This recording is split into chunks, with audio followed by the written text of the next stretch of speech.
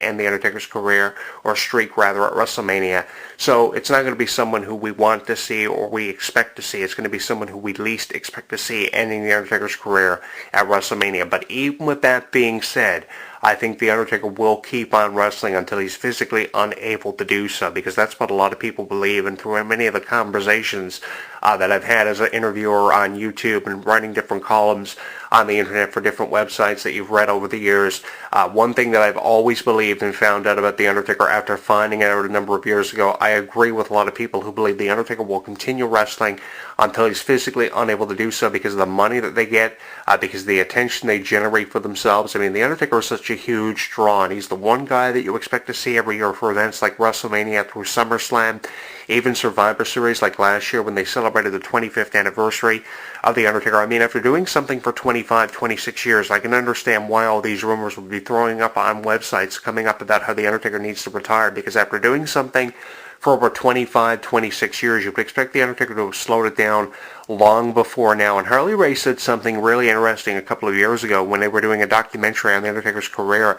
He said, you know, if luck had anything to do with it, you would have thought that luck would have ran out a long time ago. And Harley Race really hit the nail on the head and drove the nail into the coffin, so to say, of The Undertaker, because really, if luck had anything to do with it, you would have thought luck would have ran out by now. But luck really has had nothing to do with The Undertaker's success. Every year at Survivor Series, it seems like they celebrate the anniversary of The Undertaker, whether it be 18 through 20 years of The Undertaker, 25. Just last year, they always put a staple on The Undertaker's career and put another nail in The Undertaker's solidified coffin of his legacy. So I think that, you know, The Undertaker has always been one of these celebrated names.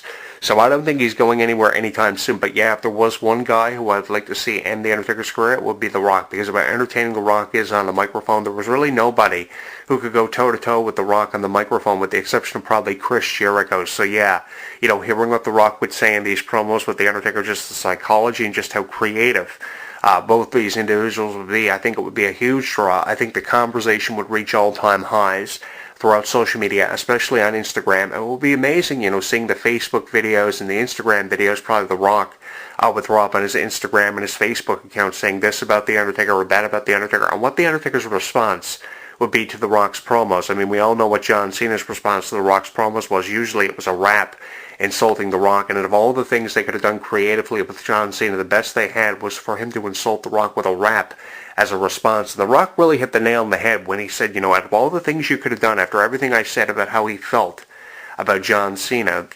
responds with a rap. I think The Rock was dead on about that, and I think we would be just as dead on about The Undertaker and everything The Undertaker had achieved. But I do see this respect coming from The Rock if we saw a feud between The Rock and The Undertaker. And I say that because, you know, The Rock, I think, has always respected these legends by how he mentions names like Macho Man Randy Savage, The Ultimate Warrior, the Andre the Giants, the Steve Austins. I think he has that ultimate respect for The Undertaker that he didn't have for John Cena when they first feuded in 2012, when they had that match at WrestleMania 28 in The Rock's hometown of Miami. The Rock had to win that match because of how a lot of people felt about John Cena being the leader of the new generation, how The Rock himself felt about John Cena. There was a lot of animosity between those two for years, and they used that to create something special for WrestleMania. And not to say that this won't be special between The Rock and The Undertaker because of the respect, because the respect has everything to do with this match being special. I think this is going to be a match that people will talk about for years, more so than they would say Roman Reigns